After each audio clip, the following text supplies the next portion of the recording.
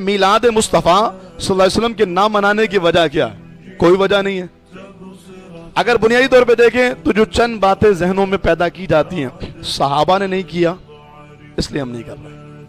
صحابہ کرام کرتے نا تو ہم ضرور کرتے، لیکن صحابہ نے نہیں۔ تو قبلہ سیدی شاہد العبد القادری صاحب کو میں نے سنا، حضرت نے فرمایا اچھا ایسا ہی ہے، سوال آیا ان کے پاس، انہوں نے فرمایا ایسا ہی ہے تو یہ طے کر لیجیے اور لکھ کے دے دیجیے جو کام صحابہ کریں گے وہی ہم کریں گے، اور جو کام صحابہ نے نہیں کیا ہم وہ چھوڑ دیں گے۔ یقین مانیے دین کے ہزاروں کام ایسے ہیں جو یہ دعویٰ کرنے والے کہ صحابہ نے کیا تو دکھاؤ، وہ خود وہ کام کر رہے ہوتے ہیں، لیکن میلاد مصطفیٰ کے مہینے میں اللہ ہی جانے کیوں پریشانی شروع ہو جاتی ہے، اللہ ہی جانے کیوں اس بات پر تنقید، اعتراض اور اس بات پر جو ہے وہ اختلاف شروع ہو جاتا ہے۔ یہ تو جوڑنے کا مہینہ ہے، یہ تو متحد کرنے کا مہینہ ہے، یہ تو مسلمانوں کو یکجا کرنے کا مہینہ ہے کہ اس میں مسلمان اپنے نبی کے نام پر جمع ہو کر اللہ رسول کی تعلیمات پر آ جائیں۔ تو صحابہ کرام نے جو کام نہیں کیا، اگر تو وہ کام ہم بھی نہیں کریں گے تو بہت ہی احترام کے ساتھ گزشتہ جمعے مجھے یاد ہے میں آپ سے عرض کر رہا تھا کہ ہم 50 سالہ گولڈن جبلی منانے جا رہے ہیں۔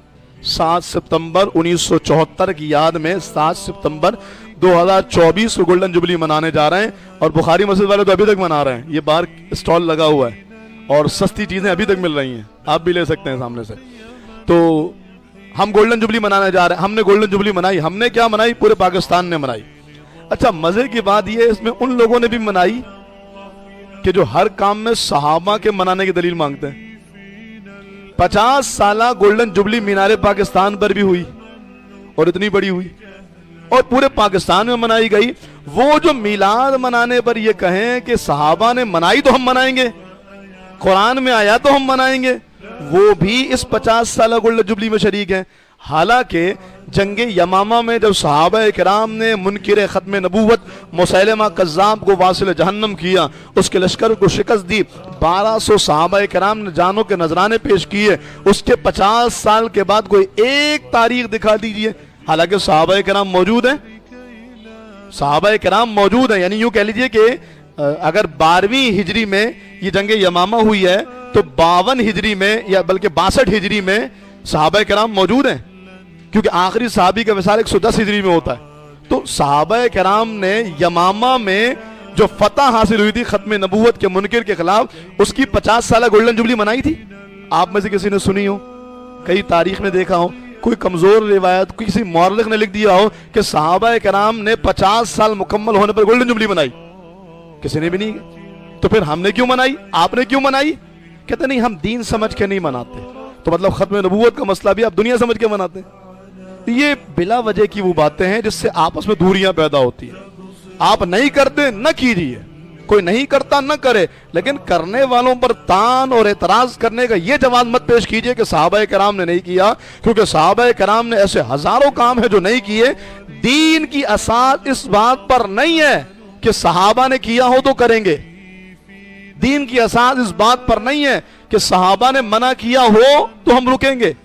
یہ توجہ کیجئے گا، میں بہت ذمہ داری سے عرض کر رہا ہوں۔ ابو داؤد شریف کی حدیث ہے، ابو داؤد شریف کی حدیث پاک ہے، رسول اللہ صلی اللہ علیہ وآلہ وسلم نے فرمایا مسجدوں کو خوبصورت نہ بناؤ، مسجد کی تزئین و آرائش نہ کرو، حکم ہے حضور کا۔ اور حضور کے بعد صحابہ کرام نے مسجد کو ایسے ہی رکھا۔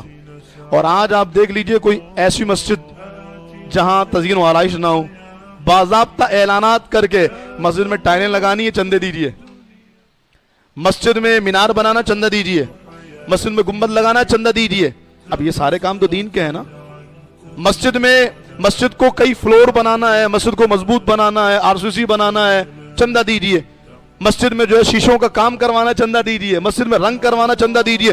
حضور نے منع کیا ہے مسجد کی تزئین و آرائش کرنا ہے، لیکن پوچھئے جا کر ان لوگوں سے جو ہر کام میں کہتے ہیں صحابہ یا حضور کا فرمان ہو یا قرآن میں ہو تو کریں گے۔ جناب مسجد کو خوبصورت بنانے سے تو حدیث میں منع کیا گیا، ابو داؤد کی صحیح حدیث پاک ہے، لیکن اس پر کیا کہتے ہیں کہ جی حضور نے منع کیا تھا لیکن وہ اس دور کے لیے تھا۔ اس دور میں چرچ خوبصورت ہے، گرجا گھر خوبصورت ہے، گردوارہ خوبصورت ہے، کلیسا خوبصورت ہے، اور لوگوں کے گھر ایسے ایسے عالی شان بن گئے ہیں۔ تو اللہ کی عبادت گاہ، اللہ کی جہاں عبادت کی جائے وہ مسجد بھی اتنی خوبصورت ہونی چاہیے کہ جب نمازی مسجد میں آئے نا تو اس کا دل مسجد سے نکلنے کو کرے ہی نہیں۔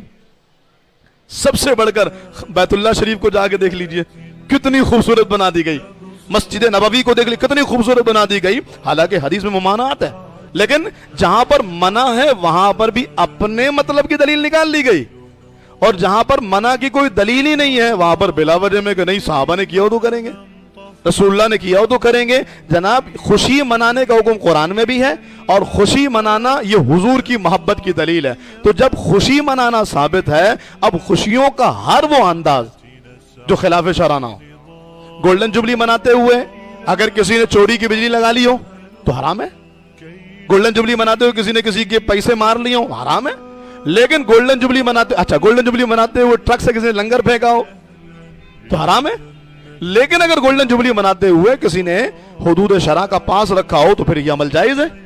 تو جیسے گولڈن جبلی 50 سالہ منانا جائز ہے, جیسے مسجد کی تزئین کی ممانعت کے باوجود اور صحابہ اور رسول اللہ کے زمانے بالکل سادہ مسجد ہونے کے باوجود آج کے دور میں 1000 مسجدوں کا وزٹ کیجئے, شہر کی بات کر رہا ہوں, شہری علاقوں کی, تو آپ کو 999 بھی نہیں بلکہ پوری کی پوری 1000 مسجد اپنے اپنے علاقے کے اعتبار سے تزئین و آرائش والی ملے گی کہ اس میں اہتمام اس کے اعتبار سے ضرور ہوگا. کہنے کا مقصد یہ ہے, عرض کرنے کا مدعا یہ ہے کہ یہ جوڑنے والا معاملہ تھا.